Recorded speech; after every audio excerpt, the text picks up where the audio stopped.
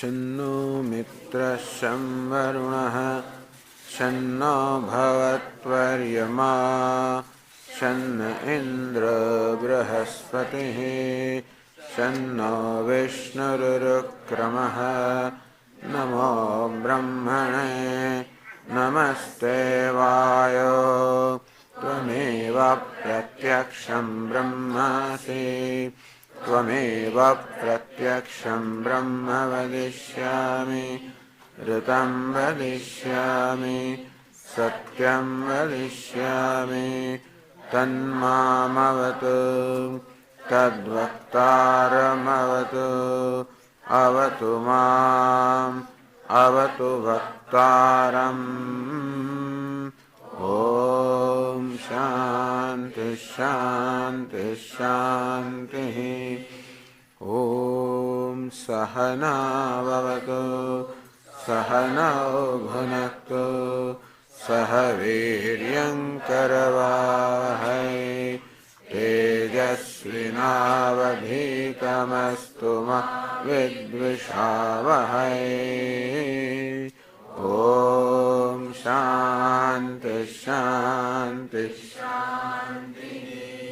ॐ पूर्णमदः पूर्णमिदं पूर्णात् पूर्णमुदच्यते पूर्णस्य पूर्णमादाय पूर्णमेवावशिष्यते।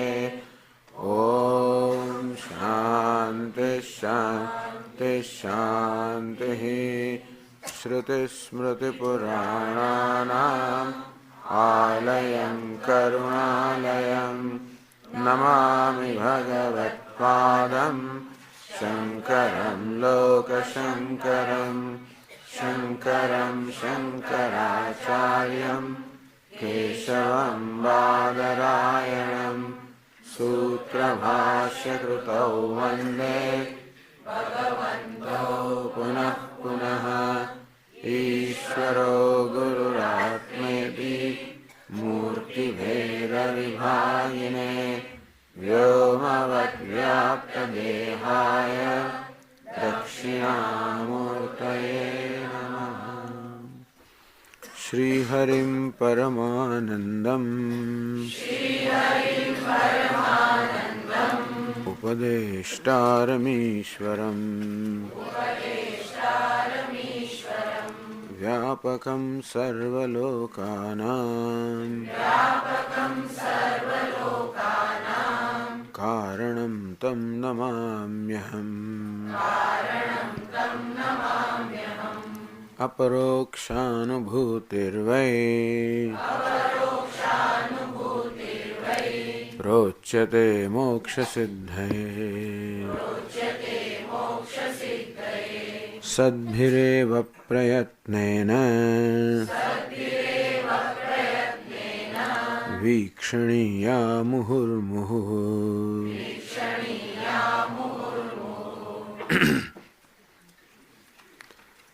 अपरोक्षानुभूतिर्वै प्रोच्यते। वही अर्थात जो प्रसिद्ध है જે વિદ્વાનો કે મહાપુરુષ અનુભવ છે કે અપરોક્ષ અપરોક્ષ આત્મા અનુભૂતિ એટલે કે સાક્ષાત્કાર કે સાક્ષાત જ્ઞાન યત સાક્ષાત અપરોક્ષાત બ્રહ્મ આત્મા જે વાસ્તવમાં બ્રહ્મ છે અપરોક્ષ સાક્ષાત અર્થાત કોઈ પ્રકારના અંતરાય વગરનું અપરોક્ષ મારું વાસ્તવિક સ્વરૂપ જે બ્રહ્મ છે એ વિદ્વાનોનો અનુભવ છે। એવું ન માનવું કે અપરોક્ષાનુભૂતિ અર્થાત આત્માનું જ્ઞાન કે આત્માનો સાક્ષાત્કાર એ ન થાય એવું નથી। અપરોક્ષાનુભૂતિ વય પ્રસિદ્ધ છે। ટૂંકમાં અનેક મહાપુરુષોએ આત્માનું અપરોક્ષ જ્ઞાન પ્રાપ્ત કરેલું। આત્માનું અપરોક્ષ જ્ઞાન જ થાય પણ બીજું કોઈ પ્રકારનું જ્ઞાન અને જ્ઞાન ન કહેવાય। વિષય જેવો હોય તેવું જ્ઞાન થવું જોઈએ। પ્રત્યક્ષ વિષયનું પ્રત્યક્ષ જ્ઞાન થવું જોઈએ। પરોક્ષ વિષયનું પરોક્ષ જ્ઞાન થાય। અપરોક્ષ આત્મા છે માટે એનું અપરોક્ષ જ્ઞાન થવું જોઈએ। એના માટે ઘણી બધી જે મન ને વાણીથી પર છે વગેરે જ્ઞાન કેમ થાય એવી ચિંતા કરે। કારણ કે આત્માનું જ્ઞાન એ તો મહાપુરુષનો અનુભવ છે। આત્મા સ્વયં પ્રકાશ છે, સદા જ્ઞાનનો વિષય છે। અને તેથી આપણે તો આટલું જ કરવાનું છે, આત્મા વિશેના ભ્રમ દૂર કરવાના છે। આત્માને ઉત્પન્ન કરવાનો નથી, એનો અનુભવ જન્માવાનો નથી, એને બ્રહ્મ બનાવવાનો એ કંઈ કરવાનું જ નથી. આપણે આટલું જ કરવાનું છે, માત્ર આત્મા વિશે જે બધા ભ્રમ કે ખોટા ખ્યાલ સેવાઈ રહ્યા છે એને દૂર કરવા. તેથી એ મહાપુરુષનો અનુભવ છે. એમ કહીને તમે જેના નચિંત બનજો, ચિંતા ના કરશો કે કેમ થશે ને શું, નચિંત બનીને મોક્ષ સિદ્ધ હે. અને શા માટે એ આત્માનું શા માટે જ્ઞાન થવું જોઈએ? તો આત્માનું યથાર્થ જ્ઞાનનો પ્રશ્ન છે, જ્ઞાન નથી એવો પ્રશ્ન નથી. આત્માનું જ્ઞાન છે, અનુભવ છે, પરંતુ એ વિપરીત, એના વિશેનો વિપરીત ખ્યાલો સેવાઈ રહ્યા છે. એનું યથાર્થ જ્ઞાન મોક્ષ સિદ્ધ મોક્ષનું કારણ છે. બધા પ્રકારના દુઃખમાંથી શોકમાંથી મુક્ત થવાનું સાધન છે આ જ્ઞાન. તરતી શોકમ આત્મવિદ, આત્માનું જ્ઞાન જેને છે એ સર્વ શોકને સર્વ દુઃખને તરી જાય છે. મોક્ષ સિદ્ધ. અને તેથી પ્રત્યેક મનુષ્ય જીવનમાં જે એકમાત્ર વસ્તુ ઈચ્છી રહ્યો છે, જે સર્વ ઈચ્છાઓની પાછળની ઈચ્છા છે, ભલે મોટાભાગના માણસોને આ વસ્તુનો ખ્યાલ ન હોય કે એવું સમજ્યા ન હોય કે અમે શું ઈચ્છી રહ્યા છે, પરંતુ દરેક ઈચ્છાની પાછળ એકમાત્ર ઈચ્છા છે, અને છે બધા દુઃખમાંથી મુક્ત થવાની. અને એવું નથી કે આનંદની પ્રાપ્તિ અને દુઃખની મુક્તિ એ બે જુદી વસ્તુઓ હોય. આનંદ તો આત્માનું સ્વરૂપ હોવાને કારણે સતત છે જ. જે વિદ્યમાન છે ને વર્તમાન બનાવો, અવ્યક્ત છે ને વ્યક્ત કરો, આટલું જ કરવાનું છે. તો સૂર્યની આડે જેમ વાદળ આવી ગયો હોય અને સૂર્યને ઢાંકે તે રીતે આ શોકનું દુઃખનું વાદળ જે છે એ જાણે કે આત્માને ઢાંકી ન દેતું હોય, આનંદને ઢાંકી ન દેતું હોય, એ વાદળ જેમ જેમ દૂર થાય. એવું પણ નથી કે એક દિવસ આનંદ પ્રાપ્ત થશે, એવું પણ નથી. જેમ જેમ આ ભ્રમનું, અજ્ઞાનનું, વિપરીત જ્ઞાનનું વાદળ જેમ જેમ હટતું જાય, જેમ જેમ આપણા ભ્રમ દૂર થતા જાય, તેમ તેમ આત્માનો સ્વરૂપભૂત આનંદ છે વ્યક્ત થતો જાય. તો સૂર્યના આડે ખૂબ બધા વાદળો આવી ગયા હોય, જેમ જેમ વાદળો ઓછા થાય તેમ તેમ સૂર્યનો ઉજાસ આવવા માંડે. એટલે નથી કે ક્યારે આપણા થશે, એવું પણ નથી. અને તેથી એવું પણ નથી કે પરમાનંદની પ્રાપ્તિ એક ક્ષણની વસ્તુ હોય, એ તો આખી એક લાંબી પ્રક્રિયા જ છે. આમ જેમ જેમ આપણે એટલે કે વીક્ષણીયા મુહુર્મુહુ, ધારો કે એક વખતના અભ્યાસથી કે ચિંતનથી, અધ્યયનથી, વિચારથી એમ લાગે કે આ નથી કાર્ય છે, તો ચિંતા ના કરવી. મુહુર્મુહુ વીક્ષણીયા આ ગ્રંથનું એમાં જેનું પ્રતિપાદન કરવામાં આવ્યું છે એ વિષયનું વારંવાર ચિંતન કરો. કારણ કે એ જ એકમાત્ર ઉપાય છે. એ સિવાય બીજો કશો માર્ગ હોત તો અમે કહ્યું હોત, પરંતુ જે વાસ્તવમાં છે જ, 10મો છોકરો હું છું જ, અને તેને છતાંય 10માને પ્રાપ્ત કરવા માટે નહીં ઘણા બધા પ્રયત્ન થયો. એનો એક જ ઉપાય છે, જાણવું કે તું 10મો છે. જે પ્રાપ્તની પ્રાપ્તિ છે, જે નિત્ય પ્રાપ્ત છે, એ તો જ્ઞાનનો જ વિષય હોય, એ કોઈ કર્મનો કે પ્રાપ્તિનો વિષય ના હોય. આમ જે પરમ આનંદ હું પ્રાપ્ત કરવા નથી રહ્યો છે, વાસ્તવમાં નિત્ય પ્રાપ્ત છે, અર્થાત મારું પોતાનું સ્વરૂપ જ છે. અને આ શોકના કે મોહના વાદળની આડે જાણે કે ઢંકાઈ ગયો છે. તેથી એમાંથી એને મુક્ત કરો. વીક્ષણીય મુહુર્મુહુ. તેથી આ પરોક્ષ અનુભૂતિ જે છે, આ ગ્રંથ છે, એમાં જે પ્રતિપાદન થયું એનું વારંવાર વીક્ષણ કરવું જોઈએ. ગુરુમુખાત અવગત્ય વિચારણીય, એનો અર્થ ગુરુના મુખમાંથી એનું શ્રવણ કરીને અર્થને સમજીને વારંવાર એને અંતર્ગત કરવાનો પ્રયત્ન કરવો જોઈએ, આત્મસાત કરવાનો પ્રયત્ન કરવો જોઈએ. કોણે કરવો જોઈએ? સદ્ભિ, જે સત્પુરુષ એમના વડે. આ સત્પુરુષ કોને કહેવાય? તો એટલે કહ્યું તો ખરું કે આના અધિકારી કોણ છે? સદ્ભિ, સત્પુરુષોના અધિકારી છે. અપરોક્ષાનુભૂતિ આ ગ્રંથનો વિષય છે, મોક્ષની સિદ્ધિનું પ્રયોજન છે, અને સત્પુરુષોના અધિકારી છે. તો નનું કાર્ય છે કારણાધીનત્વાત. કોઈ પણ કાર્ય ત્યારે થાય જ્યારે કાર્યને સિદ્ધ કરવા માટેની સામગ્રી કે કારણ હોય તો કાર્ય સિદ્ધ થાય. જેવી રીતે આપણે કુંભાર ઘડો ઘડવા માંગતો હોય તો એ ઘડા માટે જે સામગ્રી જોઈએ, માટી જોઈએ, ચાકડો જોઈએ, જે કે સામગ્રી જોઈએ એને કારણ કહેવાય. કારણની સામગ્રી, બધા કારણના સમૂહને સામગ્રી કહેવાય. બધી સામગ્રી બરોબર તૈયાર થઈ હોય પછી વસ્તુ થાય, ઈશ્વરના થાય. તો તેવી રીતે સત્પુરુષોએ, જે લોકોના જીવનમાં સદાચાર છે, અર્થાત જેમના જેનો દુરાચાર જતો રહ્યો છે, જેમના જીવનમાં બધા સદગુણોનો વિકાસ થયેલો છે. સદાચાર શાને મળે છે? આપણામાં રહેલા સદગુણોનો વિકાસ કરવો, એમનો આવિર્ભાવ કરવો. તો દુર્ગુણ તો આપણો સ્વભાવ છે જ નહીં, સદગુણ આપણો સ્વભાવ છે. દુર્ગુણ તો આગંતુક છે, એ પણ વળી પાછું અજ્ઞાનને કારણે છે. મનમાં કદાચ એવું લાગે કે દુર્ગુણો છે, તો એ મનનો સ્વભાવ નથી, આગંતુક છે. જળમાં જેમ કચરો હોય, કચરો જળનો સ્વભાવ નથી, આગંતુક છે. એમ હોવાને કારણે આપણે કચરાને દૂર કરી શકીએ. જે સ્વભાવ છે એને આપણે બદલી ના શકીએ, પરંતુ જે આગંતુક વસ્તુ છે એને દૂર કરી શકીએ. તો આ સત્પુરુષો જેમણે પોતાના મન કે અંતઃકરણનો બધો જ મેલ દૂર કર્યો છે, જેથી અને તેથી જેમણે નિર્મળ અંતઃકરણ પ્રાપ્ત કર્યું છે. એવું નિર્મળ અંતઃકરણ કેમ પ્રાપ્ત કરવું?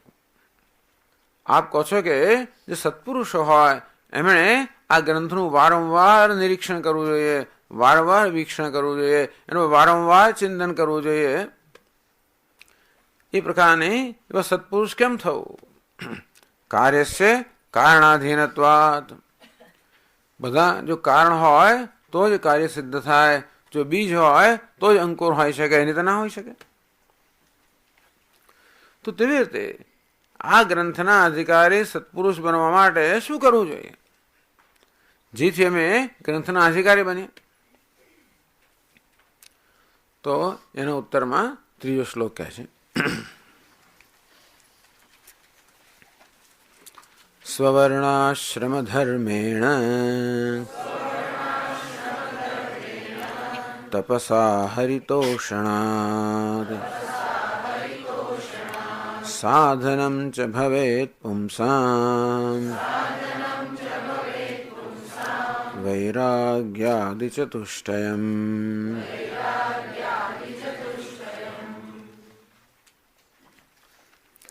સાધનમ ચ ભવેત પુંસામ. આ મનુષ્યનું આ સાધન જે છે ભવેત, આ સાધન ઉત્પન્ન થાય, સાધન પ્રાપ્ત થાય. વૈરાગ્યાદિ ચતુષ્ટયમ સાધનમ. વૈરાગ્યથી પ્રારંભ કરીને ચતુષ્ટય, તો આજે 4 પ્રકારનું સાધન છે એ જરૂર પ્રાપ્ત થાય. એટલે કે મનુષ્ય જરૂર મોક્ષનો અધિકારી બની શકે. શાસ્ત્રનો ઉપદેશ એને માટે જ હોય છે. શાસ્ત્રનો જે પૂર્વ એટલે કર્મકાંડ છે, એ કર્મકાંડ જે આપણે કર્મનો ધર્મનો ઉપદેશ આપે છે, એનું પ્રયોજન આ જ છે કે જેથી પ્રત્યેક મનુષ્ય બ્રહ્મ વિદ્યાનો ઉપનિષદ માટેનો અધિકારી બને. અને તેથી આપણા બધા સદગુણો છે. વૈરાગ્યાદિ ચતુષ્ટય. ચતુષ્ટ એટલે 4નો સમૂહને ચતુષ્ટય કહેવાય. વૈરાગ્ય વગેરે, વૈરાગ્યથી આરંભ કરીને આમ તો બધા જાણે છે કે સાધન ચતુષ્ટય, વિવેક, વૈરાગ્ય, સમાધિ ષટ્ક સંપત્તિ, મુક્ષત્વમ, અને વેદાંતમાં સાધન ચતુષ્ટય કહે છે. એમાં વિવેક પહેલો છે, વિવેક પછી વૈરાગ્ય. આદિ એટલે પહેલું. ટૂંકમાં વિવેક, વૈરાગ્ય, સમાધિ ષટ્ક સંપત્તિ, મુમુક્ષુત્વમ. તો મુમુક્ષુત્વનો આધાર સમાધિ ષટ્ક સંપત્તિ પર છે, સમાધિ ષટ્ક સંપત્તિનો આધાર વૈરાગ્ય પર છે, અને વૈરાગ્યનો આધાર વિવેક પર છે. એ જન્મમાં વિવેક હોવો જોઈએ. વેદાંત શાસ્ત્ર આપણને આ શીખવાડે છે, જીવનમાં વિવેક હોવો જોઈએ. એ વિવેક કોને કહેવાય? ગ્રંથકાર પોતે જ કહેશે. પણ સામાન્ય રીતે આ સાધન ચતુષ્ટય અર્થાત 4 સાધનો સમૂહનો સૌથી પહેલું સાધન છે વિવેક. આ ગ્રંથકાર કહે છે વૈરાગ્યાદિ ચતુષ્ટયમ. તો આ 4 સાધનો સમૂહ વૈરાગ્યથી પ્રારંભ કરીને એટલે કોઈ કહે કે વૈરાગ્ય સે આદિ વૈરાગ્ય આદિ એવું પણ કહ્યું, એટલે વિવેક. વૈરાગ્ય આદિ શબ્દને ષષ્ઠી તત્પુરુષ ગણો તો વૈરાગ્ય સે આદિ વૈરાગ્ય આદિ એમ કરીને વિવેક. પણ મારી મશીને વિવેક લાવવો બરાબર છે, પણ કોઈક રીતે આ ગ્રંથકાર વિવેકાદિ ચતુષ્ટયમ એમ કહેવાના બદલે વૈરાગ્યાદિ ચતુષ્ટયમ કહે છે. એટલે વૈરાગ્યને ખૂબ મહત્વ આપે છે. ટૂંકમાં વિવેક છે એની પરખ ત્યારે હોય જ્યારે વૈરાગ્ય હોય. એટલા માટે વૈરાગ્ય જ્યારે દેખાય એવું ચિહ્ન છે. આમ તો વૈરાગ્ય પણ ખરેખર બુદ્ધિના સ્તરે છે, સમજના સ્તરે, છતાંય પણ જો વૈરાગ્ય હોય તો જેનો દેખાઈ આવે ખરો. તેથી આપણા જેનો વિવેક છે કે નહીં એનો નિર્ણય આપણામાં વૈરાગ્ય જન્મ્યો કે ના જન્મ્યો. વૈરાગ્ય કોને કહેવાય એ પોતે સમજાવશે. મુખ્યત્વે રાગ અને દ્વેષમાંથી મુક્તિ એનું નામ વૈરાગ્ય. તો એ રાગ દ્વેષમાંથી મનુષ્ય મુક્ત છે કે નહીં એ તો વ્યવહારથી ખબર પડી જાય. બીજાને તો ખબર પડતા તો પડશે, પણ પોતાને તો ખબર પડે છે, બીજાને ખબર પડે. વિવેક પોતાનામાં છે કે નહીં એ પોતાને ખબર હોય પણ બીજાને ખબર ના પડે કદાચ. તો વૈરાગ્ય કોઈ માણસમાં છે કે નહીં એ તો બધાને ખબર પડી જાય. વ્યવહાર રાગ અને દ્વેષથી પ્રેરણા થતો નથી. વ્યવહાર કરુણાથી, પ્રેમથી, સમતાથી પ્રેરણા થાય છે. તો આ વૈરાગ્ય છે ને એ એક પ્રગટ ચિહ્ન છે, અથવા તો અનુભવી શકાય એવું ચિહ્ન છે, માપી શકાય એવું ચિહ્ન છે. એટલા માટે આ ગ્રંથકાર વૈરાગ્યને આગળ કરે છે. ખરેખર તો વિવેકાદિ ચતુષ્ટયમ આ ચાર વિવેકથી પ્રારંભ કરેલો આ ચાર સાધનનો સમૂહ, પરંતુ ગ્રંથકાર કહે છે વૈરાગ્યથી પ્રારંભ કરીને આ ચાર સાધનનો સમૂહ જે છે એ પ્રાપ્ત થાય. ટૂંકમાં આ સાધનમ ભવે પુંસા, જે મનુષ્યો છે એમને આ પ્રકારનું સાધન જરૂર ઉત્પન્ન થાય. કેમ ઉત્પન્ન થાય? કારણ કે અંદર છે એટલા માટે. એનો અર્થ એ થયો કે આ સાધન ચતુષ્ટય વિવેક વૈરાગ્ય બધા આપણે ધરાવીએ છીએ, પૂર્ણ માત્રામાં ધરાવીએ છીએ. એ તો અંતઃકરણનો સ્વભાવ જ છે. એવું હોવાને કારણે વિશ્વાસપૂર્વક કહી શકાય કે ભવેત, એટલે ભવેત આમ તો થાય એવો અર્થ થાય. આવું સાધન ચતુષ્ટય પ્રાપ્ત થાવ, પણ નહીં પ્રાપ્ત થશે એવો એનો હેતુ છે. સંભાવનાયામ લિટ, આ પ્રકારનું જીવન જીવવાને કારણે આ સાધન ચતુષ્ટય આ પ્રકારની યોગ્યતા પ્રાપ્ત થશે. વૈરાગ્ય પ્રાપ્ત થશે, કારણ કે વૈરાગ્ય જ મનુષ્યનો સ્વભાવ છે. દરેકને વૈરાગ્ય જ પ્રિય છે. આપણે રાગ દ્વેષ કરતા હોઈએ તેની પાછળ પણ કશું છોડવા માટે જ કરતા હોઈએ છીએ. ભલે કે પકડી એની પાછળ કશું છોડવાનો જ હેતુ હોય છે. તેથી બોજમાંથી મુક્ત થવાની ઈચ્છા સ્વાભાવિક છે. જે કે વસ્તુઓને બોજરૂપ લાગે એને છોડવું સ્વાભાવિક છે. માત્ર શું બોજરૂપ છે શું બોજરૂપ નથી એનો વિવેકની જરૂર છે. એવું ક્યારેક બને જે ખરેખર બોજરૂપ હોય છતાં પણ એને હું ખરેખર ઉપયોગી માનતો હોઉં તો બોજ લઈ લઈને ફરવું જુદી વાત છે. આમ ઘણો બધો બોજ લઈને આપણે ફરતા હોઈએ એનું કારણ એવું નહીં કે આપણે બોજ લઈને એ બોજ સે અચ્છા ચલા જતા હૈ એવું નથી હોતું. બોજ લઈને ફરવાનું ગમે એવું નથી હોતું, પરંતુ આપણે એને મૂલ્યવાન માનીએ છીએ. તેથી આપણે એમ કે સોનાનું પેલો સોનાની આટું એ છે આખો ભાર છે એટલે એને પકડી રાખીએ છીએ. પછી ખબર સાપનો ભારો છે તો કોઈ પકડી ના રાખે. જે સાપનો ભારો છે એને સોનાનો ભારો માનવામાં આવે તો ગમે તેવું વજનદાર હોય તોય પણ આપણે એને ઉચકી ઉચકીને ચાલીએ. જીવનમાં કેટલું વજન ઉચકીને ચાલીએ છીએ. શેને કારણે? આપણને એમ કે આ તો બધું મૂલ્યવાન છે, જરૂરી છે, આના વગર તો ના જ ચાલે. તેથી વિવેકનો અર્થ એવો થયો કે શું મૂલ્યવાન છે અને શું મૂલ્યવાન નથી એ પણ ત્યારે ખબર પડે જ્યારે જીવનું ધ્યેય શું છે ખબર પડે. પણ કહેવાનો ભાવ તે છે કે એ વિવેક વખત આપણે ચર્ચા કરશું. કહેવાનો ભાવ તે છે કે આ પ્રકારનો વિવેક દરેકમાં જાગૃત થઈ શકે, કારણ કે મૂળ તો દરેકને મોક્ષ માટે જ પ્રેમ છે. બીજી કશી વસ્તુ માટે હું પ્રેમ ધરાવતો હોઉં, પણ એની પાછળ છેવટે તો મોક્ષ માટેનો પ્રેમ છે. અને મોક્ષનો સ્વભાવ પણ છે. એ હોવાને કારણે આ સાધન ચતુષ્ટય જે કહે છે એ પણ આપણો સ્વભાવ જ છે. અને તેથી ત્યાં પણ પ્રાપ્તસ્ય પ્રાપ્તિ, માત્ર મોક્ષ જ નિત્ય પ્રાપ્ત છે નહીં, પરંતુ આ સાધન ચતુષ્ટયમાં પ્રાપ્ત જ છે. એનો આવિર્ભાવ કરવાનો છે. જેમ પરમાત્માનો આપણા હૃદયમાં આવિર્ભાવ કરવાનો છે, અંતે તે આ સદગુણોનો આવિર્ભાવ કરવાનો છે. કારણ કે સદગુણ આપણો સ્વભાવ છે, દુર્ગુણો આગંતુક છે. એટલે વિશ્વાસપૂર્વક કહી શકાય તો દુર્ગુણ સ્વભાવ હોત ને એમાં કંઈ પરિવર્તન કરો એવું કંઈ હોત તો જુદી વાત છે. પણ વેદાંતનું એક સરળ સૂત્ર છે, પ્રાપ્તસ્ય પ્રાપ્તિ, પ્રાપ્તની જ પ્રાપ્તિ. બ્રહ્મ પણ પ્રાપ્ત છે, મોક્ષ પણ પ્રાપ્ત છે, સદગુણ બધું પ્રાપ્ત જ છે. એટલે એ રીતે નચિંત બનવું, નચિંત બનીને હાથ જોડીને બેસી રહ્યું એવું કહેવાનો હેતુ નથી. ઘણા નચિંત એટલે સારું, ત્યારે આપણે કહ્યું ને કે ચિંતા એટલે હાથ જોડીને બેસી રહ્યું, એવું નહીં. પ્રમાદને કોઈ અવકાશ નથી. પણ જોડે જોડે નિરાશા પણ ન હોવી જોઈએ. નાત્માનમ અવસાદે, ભગવાન કે ભાઈ પોતાની જાતને ઉતારી ના પાડવી જોઈએ, ખોટી ચડાવી પણ ના જોઈએ, પણ જોડે જોડે ઉતારી પણ ના પાડવી જોઈએ. એનું કારણ નથી, ચડાવવાનું કારણ નથી, કારણ કે ઘણા દુર્ગુણો છે. ઉતારી પાડવાનું કારણ નથી, કારણ કે ઘણા સદગુણો છે.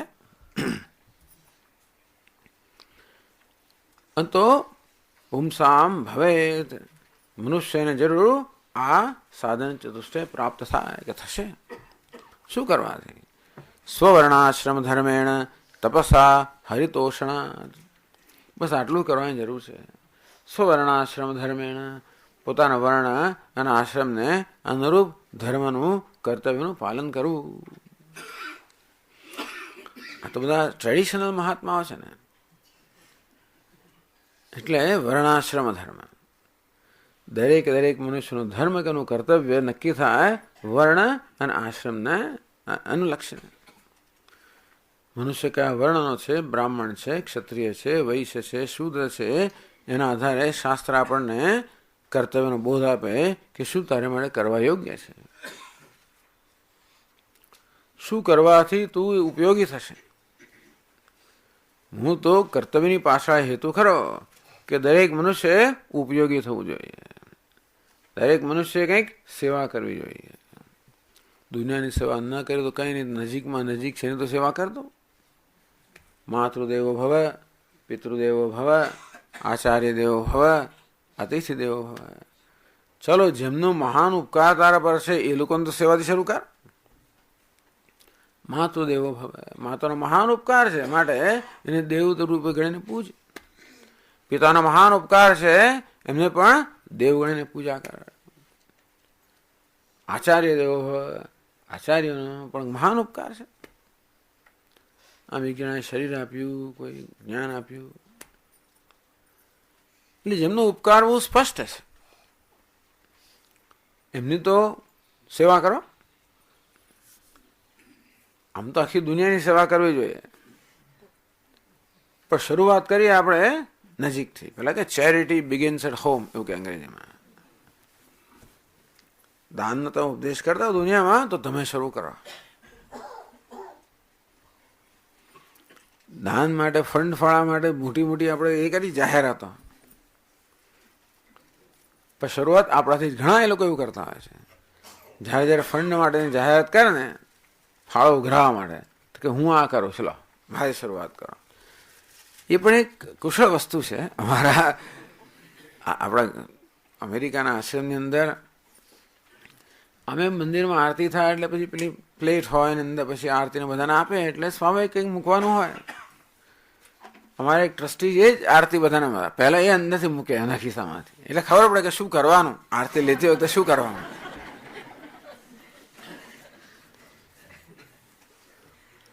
તેથી સેવાનો કર્તવ્યની પાસે સેવાની જ ભાવના રહેલી છે.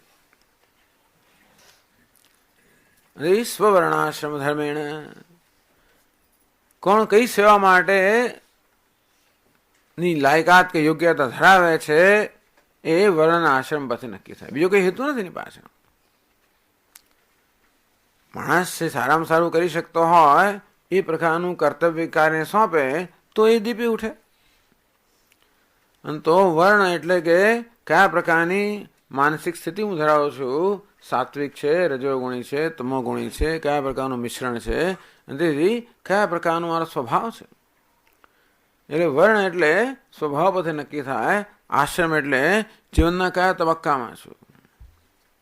હું યુવાનીમાં છું, આધેડ છું, વૃદ્ધ છું, કેવો છું. કારણ કે જેવી રીતે વર્ણને કારણે, સ્વભાવને કારણે આપણું વર્તન નક્કી થાય, તેવી રીતે જીવનની કયા તબક્કામાં છે એ પરથી પણ. સ્વામીજી હવે આ તો આ છોકરી 16 વર્ષની થઈ, છોકરો ફલા, છોકરી જેવા ટૂંકમાં સાંભળતી જ નથી. કાશે સ્વાભાવિક છે, સમજાયું છે. ઉંમર જ છે ને 16 ની જરા 13 શરૂ થયું અંદર કંઈક થાય બધું. મા બાપને ખબર ના પડે એટલે સમજે નહીં, પણ તો થતું હોય, થવાનું શરૂ થઈ જાય. એને કારણે પછી માણસ પોતાના સ્વભાવ પર કાબુ જ ના રાખી શકે, એવું પણ થાય. ગુજરાતમાં બધા ગધા 25 ગધા એવું કહે. એ ટૂંકમાં ઉંમરથી સ્વભાવ નક્કી થતો હોય છે. વયસે ગતે કહ કામ વિકાર શુષ્કે નીરે કહ કાસાર. યુવાની પસાર થઈ ગયા પછી કામનો વિકાર ક્યાં હોવાનો? પણ યુવાની હોય ત્યારે તો હોય, તે વખતે જુદા પ્રકારનું જોવું હોય, અંદર જુદા પ્રકારનું કાર્ય કરવા માટેની ક્ષમતા ધરાવતો હોય. પછી જયારે ઉંમર વધે ત્યારે એ પ્રકારનું કદાચ જોમ ના હોય, પણ હવે બુદ્ધિમાં વધારે ડાપણ આવ્યું હોય, અનુભવ વધારે થયો, અને તેથી એ પ્રકારનું કામ કરવાની યોગ્યતા થાય. ઘણી જગ્યાએ કહેવામાં આવે છે કે આ બધા નિવૃત્ત તમે કહી દો છો, એ ખોટી વાત છે. 58-60 વર્ષે નિવૃત્ત, એટલે અમેરિકામાં નિવૃત્તિની વાત જ જતી. કોઈ ઉંમરથી નિવૃત્ત થાય જ નહીં, પોતે જ નક્કી કરે ક્યાં સુધી કામ કરવું છે, કે એનો સાહેબ નક્કી કરે, એક નક્કી કરે ટૂંકમાં. પણ એવું નહીં કે તમે 60 કે 65 થયા નિવૃત્ત થઈ જ જવું પડે, એવું નથી. કરી દે જુદી વાત છે, પણ થઈ જવું પડે જરૂર નથી. કારણ કે માણસ જેમ જેમ અનુભવથી પરિપક્વ થાય તેમ તેમ ખરેખર તો વધારે ઉપયોગી થતો જાય. અને ખાસો ઉપયોગી થયો ત્યારે જ તમે એને છૂટો કરી દો તો તમને જ નુકસાન છે. પણ જોડે જોડે હવેના લોકોને થયું છે શું, આ 50-55 વગેરે વર્ષની ઉંમરના લોકોને જો નોકરી ગઈ પછી મળે બહુ મુશ્કેલ. કારણ કે હવે પેલા 22-25 વર્ષના છોકરા છોકરીઓ આવે એ એટલા બધા કુશળ હોય છે, બધું કમ્પ્યુટરમાં, ફલાણામાં, ઢીકણામાં, જાત જાતના. આ બિચારાઓને કઈ એવી જાતની બહુ ગતાગમ ના હોય. એટલે હવે જો નવી નોકરી લેવાય તો પેલા સાથે તમારે સ્પર્ધા કરવી તો તમે કરી જ ના શકો. એમનું કામ એ કરે, અમનું કામ આ કરે. એટલે હકીકત છે કે આપણે જીવનના જુદા જુદા તબક્કામાંથી પસાર થતા હોઈએ ત્યારે આપણા જોમાં, આપણા ડાપણમાં, આપણી ક્ષમતામાં, આ બધામાં પરિવર્તન આવતું જાય છે. અને તેથી આપણે જુદા જુદા પ્રકારના કર્તવ્ય માટેની યોગ્યતા પ્રાપ્ત કરતા જઈએ. એટલે સ્વવર્ણાશ્રમ ધર્મેણ, વર્ણ અને આશ્રમ, કયા વર્ણનો માણસ છે, અર્થાત કયા પ્રકારનો સ્વભાવ ધરાવે છે અને જીવનનો કયો તબક્કો છે, એ પરથી એ કયા કાર્ય માટે શ્રેષ્ઠ છે નક્કી થાય. એ પ્રકારે કાર્યની કર્તવ્યની વહેંચણી કરવામાં આવે. એનું નામ છે સ્વવર્ણાશ્રમ ધર્મ. પોતાના વર્ણ અને આશ્રમને અનુરૂપ જે ધર્મ કે કર્તવ્ય છે એને સ્વવર્ણાશ્રમ ધર્મ કહેવાય. એવું ના હોય તો જે કઈ સ્થિતિમાં આપણે હોઈએ, જ્યાં પણ આપણે હોઈએ, જે સ્થળે હોઈએ, જે સ્થિતિમાં હોઈએ, જે સંજોગોમાં હોઈએ, એનો આપણે આદર કરીએ. અને એ સ્થળમાં, સ્થિતિમાં, સંજોગોમાં જે પ્રકારના કર્તવ્યની આપણી પાસે અપેક્ષા રાખવામાં આવતી હોય અથવા જે આપણને યોગ્ય લાગે એ કર્તવ્ય કરીએ. ફાવે એમ નહીં, પણ યોગ્ય હોય તે. મુખ્ય તો આ ધર્મ જે છે શાસ્ત્રો આપણને વિધિ અને નિષેધ એ રીતે આપણને ધર્મનો ઉપદેશ કરતા હોય છે. વિધિ અર્થાત જીવનમાં શું કરવું જોઈએ, નિષેધ એટલે શું ના કરવું જોઈએ. નિષેધ એટલે મર્યાદાઓ હોવી જોઈએ જીવનમાં. કારણ કે આપણામાં રાગદ્વેષ છે, વાસનાઓ છે, પ્રલોભન છે, ક્રોધ છે, લોભ છે, એ સ્વીકારવામાં આવે છે કે આ બધું હોવાને કારણે જો આપણે એમને વશ થઈને વર્તન કરીએ, ક્રોધને વશ થઈ જઈએ, લોભને વશ થઈ જઈએ, પ્રલોભનોને વશ થઈ જઈએ, ભોગ વાસનાને વશ થઈ જઈએ અને વર્તન કરીએ, તો વર્તન એવી શક્યતા છે કે એ આપણા દરજ્જાને છાજે એવું ના હોય. મનુષ્યના મોભાને કે દરજ્જાને ન છાજે એવું વર્તન કરી બેસીએ એટલે કે શંકરાચાર્યમાં ન તેષુ રમતે બુધા, ભગવાન કે ક્યારેય પણ બુદ્ધિમાન મનુષ્ય આ વિષયના ભોગમાં રમણ કરતો નથી. ત્યારે કોણ કરે? શંકરાચાર્ય પશુઓ કરે. હંમેશા ઇન્દ્રિયના વિષયમાં રમણ કોણ કરતો હોય? પશુઓ વગેરે કરે, મનુષ્ય ના કરે. એટલે કે જો આપણે આપણી આવી સ્વાભાવિક વૃત્તિઓનો વશ થઈએ, કામને, ક્રોધને, લોભને વશ થઈએ અને એ આપણું સંચાલન કરતે હોય તો આપણું વર્તન મનુષ્યને સાજ એવું ના હોય, કદાચ આપણે પશુની કોટીમાં આવી જઈએ. એમ કરવાથી પણ જો કશું નુકસાન ન થતું વાંધો નથી, પણ નહીં, એમ કરવાથી આપણે બીજાને પણ કરીએ અને આપણી જાતનું પણ મહાન નુકસાન કરતા હોઈએ છીએ. એટલે કે મનુષ્યમાં પોતાને નુકસાન કરવાની પણ એક શક્યતા છે, તો મનુષ્ય પોતાની ઉન્નતિ પણ કરી શકે અને જોડે જોડે અવનતિ પણ કરી શકે. એટલા જ માટે આપણને માર્ગદર્શનની જરૂર છે. ભગવાને મનુષ્યને જે બુદ્ધિની કે સંકલ્પની સ્વતંત્રતા આપી છે, એને કારણે શું કરવું, શું ના કરવું અને કરવું તો કેવી રીતે કરવું એનો નિર્ણય કરવાની કંઈક સ્વતંત્રતા ભગવાને મનુષ્યને આપી છે. કર્તુમ શક્યમ અકર્તુમ શક્યમ અન્યથા વા કર્તુમ શક્યમ. કરવું કે ન કરવું કે કેમ કરવું એ નક્કી કરવાની સ્વતંત્રતા છે. સંજોગો ઊભા કરવાનો આપણે સ્વતંત્રતા ન હોય, સંજોગો આપણી સમક્ષ આવતા હોય એનું કદાચ આપણે નિયંત્રણ ન કરી શકીએ, એને આપણે પ્રારબ્ધ કહીએ. પણ એ સંજોગોમાં એ સંજોગો પ્રત્યે કયા પ્રકારનો પ્રતિભાવ દર્શાવો એનો નિર્ણય આપણે કરી શકતા હોઈએ છીએ. એટલી સ્વતંત્રતા આપણને છે. તો ત્યાં આગળ વિધિ અને નિષેધ. નિષેધ એટલે શું ન કરવું. મુખ્યત્વે આ કામને, ક્રોધને, લોભને વશ ના થવું. નહીતર આપણને ગમે તે કરાવે, ગમે તે બોલાવે અને ગમે તે પ્રકારના વિષયોનો ગમે તે રીતે આપણી પાસે ભોગ કરાવડાવે. અને એ કરવા દ્વારા આપણે આપણી જાતને નુકસાન કરીએ અને એ રીતે આપણા જીવનનો શક્તિ વ્યય કરીએ. એવું ન થાય. આપણા જીવનનો અત્યંત, કારણ કે આ તો બહુ મૂલ્યવાન જીવન છે. જંતુ નામ નર જન્મ દુર્લભમ. બધાએ પણ બધી યોનિમાં આ મનુષ્ય દેહ પ્રાપ્ત કરો અત્યંત દુર્લભ છે. પણ એનો સદુપયોગ થવો જોઈએ. તેથી આપણે દુરુપયોગ કરી શકતા હોવાને કારણે આપણા જીવનનો સદુપયોગ કેમ કરો એ માટે માર્ગદર્શનની આવશ્યકતા છે. એ માર્ગદર્શન આપણને શાસ્ત્રો આપે છે. વિધિ અને નિષેધના રૂપમાં શું કરવું જોઈએ, શું ના કરવું જોઈએ. નિષેધ એટલે કયા પ્રકારની મર્યાદાઓ રાખવી જોઈએ. આમ દરેક વર્તનમાં મર્યાદા હોય, વાણીમાં મર્યાદા હોય, વર્તનમાં મર્યાદા હોય, ભોગમાં એટલે કે વિષયના ઉપભોગમાં મર્યાદા હોય.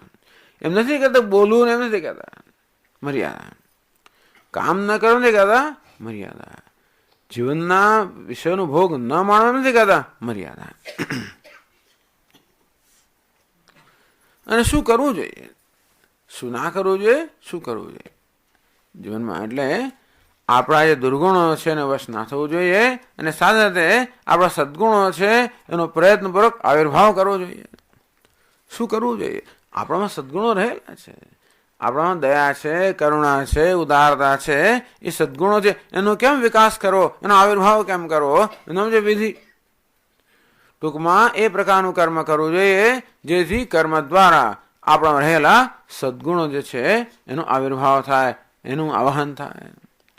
એ કોઈ પણ કર્મ કરતી વખતે મારામાં જે સારાઈ છે, સચ્ચાઈ હોય, સારાઈ હોય, ઉદારતા હોય, કરુણા હોય, ક્ષમા હોય, જે સદગુણો મારામાં રહેલા છે, તો વિધિ અર્થાત કોઈ પણ કર્મ કરતી વખતે આવા સદગુણો જે છે એ સદગુણોને પ્રોત્સાહન આપવું. નિષેધ એટલે તે જ વખતે જે દુર્ગુણો મારા મનનો કબજો લેવા આવે એમને નિયંત્રણમાં રાખવા. બસ આટલું જ. બીજી કઈ સંબંધ ના પડે તો કયો વર્ણ કયો આશ્રમ છોડો, ધારો કે બધી બહુ વ્યવસ્થા હવે નથી રહી એમ માનો તો આટલું તો ખરું જ. કર્મ કરતી વખતે શું કરવાનું એ કદાચ નક્કી ના થાય, એ પણ આપણા હાથમાં ના હોય. સ્વામીજી ક્યાં સ્વતંત્રતા છે? સવારથી ઉઠીને ઢસડો કરવાનો ક્યાં સ્વતંત્રતા છે? પણ ઢસરડો બનાવવો કે ભાઈ ભગવાનની સેવા બનાવવી એટલી સ્વતંત્રતા આપણામાં છે. વાસણ તો માંજવા જ પડે, ક્યાં જઈએ, કપડાં ધોવા જ પડે ને પેલું કરવું પડે ને ઓફિસમાં જઈને કરવું જ પડે. એ કદાચ નક્કી કરવાની સ્વતંત્રતા ના હોય, પણ કેવી રીતે કરવું? ક્યાં તો એટલે ઘણી વાર આપણે પેલા કામવાળી ભાઈઓને બધી આવતી હોય ને એ કામ કરતા જોઈએ એમનું ઘણો બળબડ સાંભળવા જેવું હોય છે. જે ગાળો દેતી હોય ને જે બધું જે અંદરની વરાહ કાઢતી હોય ને સતત, એટલે એ વખતે અંદરથી શેનું આવાહન કરવું? મારામાં જે ક્રોધ છે, રોષ છે, એનું આવાહન કરવું એ કરવાનું કકડાટ કરતા કરતા ને એ બધું કરતા કરવું કે પછી આપણો રહેલો સદગુણ. એકવાર બહુ વર્ષો પહેલા દ્વારિકા ગયા ત્યારે ઘોડાગાડી બેઠેલા, એ ઘોડાગાડી વાળાનું કામ એવું જ છે ને, ઢસડો જ છે. પણ એ તો બસ નારાયણ જરા દૂર જાઓ, નારાયણ પણ ઘોડાને નારાયણ કહે, જે રસ્તા બધા નારાયણ જ કહે. નારાયણ જરા જોજો વાગી ના જાય, નારાયણ જરા દૂર રહેજો, ચલ નારાયણ તું જે સીધો જા, નારાયણ આડો ના જઈશ. બસ નારાયણ નામ લીધા કરે છે. તો ગાડી ઘોડાગાડી ચલાવી આખો દાડો. તમે પેલા ખેડૂતોને જુઓ જે ખેતી કરતી વખતે બળદ ચલાવતા એમનો વાર્તાલાપ પણ સાંભળવા જેવા હોય છે. આખો દાડો બળદ સાથે વાર્તાલાપ કર્યા જ કર્યા. શું પેલો બળદ તો ભગવાન જાણે, પણ જે ટૂંકમાં એના મગજમાં જે કંઈ હોય જે થયું બધું બહાર આવ્યા જ કરે. શું અંદર છે ખબર પડે? જે દુનિયા જેને ગાળો બધું બળદને દઈ દેવાય ટૂંકમાં. મોટે ભાગે એવું જ કરવાનું હોય છે. એમાં મોટે ભાગે એવી જ વસ્તુ બાળકો જ હોય છે બધા. તે પેલો બળદને હંકારતા પૂંછડો આમાં એ જ બધું બહાર કાઢતો હોય. બળદને એટલે ખેતર ખેડવામાં કોઈ સ્વતંત્રતા ના હોય, પણ કેમ ખેડવું એ તો સ્વતંત્રતા ખરી ને. તે વખતે આવી રીતે પોતાના રોષને, ક્રોધને, દ્વેષને બહાર લાવવો કે પછી પોતાને રહેલા સદગુણોને બહાર લાવવા, આટલી સ્વતંત્રતા આપણામાં છે, વધારે નહીં તો. બાકી કદાચ જીવનમાં બીજી કોઈ સ્વતંત્રતા ના પણ હોય. કોઈ વ્યવસાય હિન્દુસ્તાનમાં બહુ ઓછી સ્વતંત્રતા હોય આપણા જેવા સમાજની અંદર, કારણ કે બધી બહુ મર્યાદિત તકો હોય એને કારણે બહુ સ્વતંત્રતા ના હોય. છતાં સ્વવર્ણાશ્રમ ધર્મેણ, એનું નામ ધર્મ કે આપણામાં રહેલા જે સદગુણો છે એ સદગુણોનો આવિર્ભાવ કરવાનો પ્રયત્ન, અને આપણામાં જે દુર્ગુણો છે એ દુર્ગુણ તાબે ન થઈ એનું નિયંત્રણ કરવાનો પ્રયત્ન, એનું નામ છે કર્તવ્યમાં. આ જ અપેક્ષા છે. અને એટલે રોજબરોજના વ્યવહારમાં આ બધાની પૂરતી તક મળે. કશોય વ્યવહાર કરવા જઈએ એટલે આપણામાં કામ ક્રોધ પણ તરત બહાર આવે, અને એ જ આપણો કબજો લેવા માગે. અને તે વખતે પ્રયત્નપૂર્વક આપણે કામ ક્રોધને વશ ના થઈએ, અને આપણે અંદરથી રડતા પણ આપણે કંઈક ક્ષમાને ઉદારતાને કરતા કરતા એનો આવવાનો પ્રયત્ન કરીએ. અઘરું છે. એને ધોલ લગાવે તો એ કશું કહી દેવું સારું છે, પણ ક્ષમા કરવું અઘરું છે. પણ અઘરું કરવાનો પ્રયત્ન કરીએ. સહેલું હોય એ ઘણી વાર શરૂઆતમાં સહેલું લાગે, પાછળથી બહુ અઘરું નીકળતું હોય છે. અને પેલું શરૂઆતમાં અઘરી લાગે, પાછળથી બહુ સારી થઈ જતી હોય છે. એટલે આપણા સ્વભાવને કામો રાખીને પ્રયત્નપૂર્વક પેલા સદગુણનું આવાહન શરૂઆતમાં આમ બહુ યત્તગ્રે વિષમીવ, જરા વિષ જેવું લાગે, પરિણામે અમૃતોપમમ, પણ છેવટે અમૃત સમાન નીવડે. તો પેલું જે આવ્યું કરવું બોલું શરૂઆતમાં આપણને કેવું લાગે, બહુ મીઠું લાગે, છેવટે વિષ સમાન નીવડે.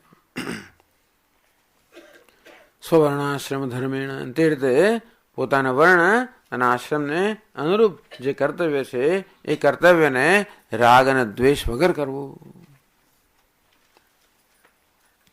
તપસા, બીજી વસ્તુ જેમાં તપશ્ચર્યા હોવી જોઈએ. યજ્ઞ દાન તપઃ કર્મ ન ત્યાજ્યમ કાર્યમેવ તત્. ભગવદ્ ગીતા ભગવાન યજ્ઞ, દાન અને તપશ્ચર્યા એ ત્રણ વસ્તુ ભાર દે છે. અહીં સ્વર્ણાશ્રમ ધર્મ, તપસા જીવનમાં તપશ્ચર્યા હોવી જોઈએ. કૃચ્છ ચાંદ્રાયણાદિના પ્રાયશ્ચિત્તેન ઇત્યર્થ. ઉપવાસ કરવા જાત જાતના, ટૂંકમાં ઇન્દ્રિયોને શરીરનું શોષણ આપણી સ્વેચ્છાએ, સ્વેચ્છાએ ઇન્દ્રિયોનો નિગ્રહ, સ્વેચ્છાએ સ્વભાવનો નિગ્રહ. એવું છે ને. આવી તપશ્ચર્યા હશે તો પછી આપણે આપણા વ્યવહારની અંદર પણ આપણા સ્વભાવનું નિયંત્રણ રાખી શકીશું. જો નિયંત્રણનો એક સભાન પ્રયત્ન છે. ટૂંકમાં જે ગમે ખાવું એ પ્રકારનો એક સ્વભાવ હોય એટલે આપણે પ્રયત્નપૂર્વક બી નહીં જ ખાવું. સોમવાર દિવસે આમ, ગુરુવારે પેલું, એકાદશે ફલાણું, પૂર્ણિમા ચોથું, સંકષ્ટી બીજું, એમ શ્રાવણ મહિનામાં ચોથું, નવશિવરાત્રિમાં એમ કરીને આપણો જે સ્વભાવ છે એના પર નિયંત્રણ કેમ આવે એ પ્રકારના વર્તનને તપશ્ચર્યા કહેવાય. જેને ભૂખ જ નથી લાગતી, ઉપવાસ કરે કે ના કરે બહુ ફેર નથી પડતો.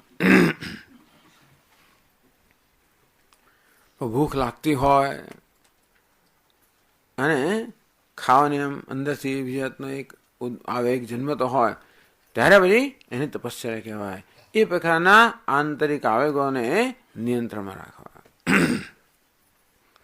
ઇન્દ્રિયમાં આવેગ તો હોય ને, સારું ખાવાનું દેખાડે તરત ખાવાની ઈચ્છા થાય, સાંભળવાની બધું થાય ઈચ્છા. તપશ્ચર્યા એટલે ઇન્દ્રિયોના આવેગોને નિયંત્રણમાં રાખવા. એટલે કે શરીરનું શોષણ, સ્વેચ્છાએ શોષણ, ઇન્દ્રિયોનું સ્વેચ્છાએ શોષણ. એટલે સ્વેચ્છાએ આપણે આવી રીતે દુઃખ સહન કરવું. સ્વેચ્છાએ આપણે નહીં કરતો ભગવાન આપવાનો જ છે. ટૂંકમાં ઉપવાસ જે કરવાના છે એ લખ્યા તો કરવા જ પડશે. આપણે જાતે કરીએ કે માદ આપણે કરીએ, જે સહન કરવાનું છે તાળ તડકો એ કરવાનો જ છે. જાતે કરીએ કે તાવ આવે ને કરીએ. એટલે આમે ભગવાને જે દુઃખ લખ્યા બીજું આવવાનું જ છે. તેને બદલે આપણે સીધા કેમ ના કરી લઈએ, આપણે અનુકૂળ થાય એ રીતે, જેથી પેલામાંથી છૂટ્યા. ભરતૃહરી મહારાજ કે વિષયો એક દાડો છોડીને જવાના જ છે તો તમે જ છોડી દો ને ભાઈ. તેવી રીતે આ પ્રકારનો સંતાપ ક્યારેક આવવાનો જ છે તો પછી આપણે ચાહીને જ એને પ્રેમપૂર્વક કેમ ના કરીએ. પ્રેમપૂર્વક આપણે કરીએ તો આપણે દુઃખ ના થાય. શરીરમાં કદાચ કળતર થાય પણ દુઃખ ના થાય. દંડ બેઠક વગેરે કરતા હોય તો કદાચ થાય કળતર, પણ એમાં દુઃખ ના થાય, એક આનંદ થાય. તપસ્યાને કારણે આપણે એક સંકલ્પ શક્તિ વધે, સંકલ્પ બળ વધે. અને રીતે આપણે આપણા સ્વભાવનું કે વર્તનનું નિયંત્રણ કરવાની જે શક્તિ છે પ્રાપ્ત કરી, બાકી નથી થતું. આપણા આવેગો એવા પ્રબળ હોય છે કે ગમે તેવો આપણો સંકલ્પ હોય એને ફગાવે ને પોતાની ઈચ્છા પ્રમાણે કરતા હોય છે. જાણતા હોઈએ કે આ ખોટું છે છતાં એ થઈ જતું હોય છે, આપણે કરતા હોઈએ કારણ કે આપણે આવેગોનો કાબુ રાખી શકતા નથી. તપશ્ચર્યા એટલે આપણી સ્વેચ્છાએ આપણા આવેગોનો કાબુમાં રાખવા. બહુ બોલ કરવા જોઈતું હોય તો ચાલો 1 કલાક મૌન રાખીશ કે 2 કલાક મૌન રાખીશ. આપણે નક્કી કરો કે કયા પ્રકારની તપશ્ચર્યા આપણને હિતકર છે, કઈ વસ્તુ મારે એક નબળાઈ છે. સ્વામીજી આ મીઠાઈ આવે એટલે પછી મારી નબળાઈ, પછી હું રોકી ના શકું તો પછી એના પર નિયંત્રણ. કોઈક આવે એટલે વાતો કરવાનો કેટલી બધી પણ એટલે ટેલિફોન પર ચાલે છે 1.5 કલાક સ્વામી રોજનો ફોન કરું. ગયા અમેરિકામાં પેલી છોકરી ગઈ, રોજ માને ફોન કરે, રોજ 2.5 કલાક વાત કરે. શું વાત કરે છે?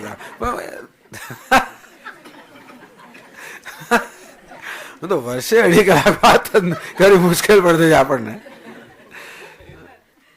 એટલે હવે તો બોલવાનું એટલી બધી એ હોય તો પછી આપણને એવું લાગે કે જે વસ્તુ પર આપણો કાબુ નથી એના આપણે પ્રયત્નપૂર્વકનું નિયંત્રણ, નામ તપશ્ચર્યા. આપણા આવેગો પર પ્રયત્નપૂર્વકનું નિયંત્રણ. એટલે આપણે નક્કી કરવું કયા પ્રકારની તપશ્ચર્યા હિતાવહ છે. આમ તો કેટલીક બધી પ્રચલિત તપશ્ચર્યાઓ છે, જેમ કે ઉપવાસ કરવા, કૃચ્છ ચાંદ્રાયણ વગેરે, એટલે જેવા પ્રકારના ઉપવાસો કરવા, એમ કરીને શરીરનું શોષણ કરવું, કેટલા વિષયોના ભોગમાંથી આપણે પ્રયત્નપૂર્વક દૂર રહેવું એમ કરીને ઇન્દ્રિયના સ્તરે શોષણ કરવું. આ ભિન્ન ભિન્ન પ્રકાર તપશ્ચર્યા હોય છે. ચોથા અધ્યાયમાં ભગવાન કે ભાઈ શ્રોત્રાદીન ઇન્દ્રિયાણ્યન્યે સંયમાગ્નિ શુજુહવતી શબ્દાદીન વિષયાન્યન્યે ઇન્દ્રિયાગ્નિ શુજુહવતી. સંયમના અગ્નિમાં આ ઇન્દ્રિયોના બધા ભોગ છે એને ધરી દે. ટૂંકમાં ઇન્દ્રિયોને કોઈ ભોગ કરવા જ ના દે. કેટલા કે આ તો બહુ અઘરું છે, તો સારો ત્યારે, પણ શાસ્ત્રમાં જે વર્જિત છે એનાથી દૂર રહી શકે. આ કોઈ વ્રત જન્મ હોવા તો જોઈએ. કશું હોય તો જીવન છે ને એકદમ પછી અનિયંત્રિત બની જાય. ટૂંકમાં જીવનમાં વ્રત હોવા જ જોઈએ. કેટલાક તો મર્યાદાઓ આપણે શાસ્ત્રો કહે છે, પણ એથી વધારે શાસ્ત્ર કાંદા લસણ ના ખાઓ, ફલાણું ના ખાઓ, આ ના ખાઓ, એથી ઉપરાંત એવું ગાજર નહીં ખાઓ, પેલું નહીં ખાઓ, ફલાણું નહીં ખાઓ. એક જો મને કંઈક સ્વામીજી તમે ફલાણી જગ્યાએ જાઓ ત્યારે એવું કહ્યું છે કે એક ફળ છોડો. મેં કયું ફળ? રામફળ છોડો. રામફળ કેવું દેખાય એ જ ખબર નથી.